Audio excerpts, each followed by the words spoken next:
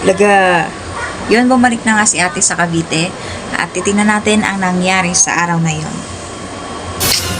Intro, pasok.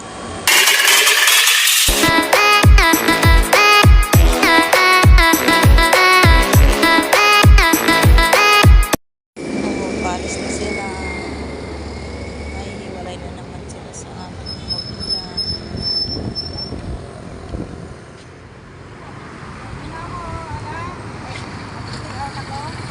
Ate. Malaki pa si Babang sa'yo. Ay, kawawa. Iwan siya po niya. Dumating na nga ang kanilang van. Ingat po kayo. Bye-bye, ate. Ano na? Nasama ka daw. Ako na lang ng cellphone. Nakangiti kami pares pero alam kong malungkot ang araw na yan para sa amin. Eto na van kuha abang nasa biyahe na sila. Malapit na sila sa SOM niyan. At ito naman ang pagdating nila sa SOM Cavite. At ito naman pabalik sa kanilang dorm hanggang dito na lang. Bye!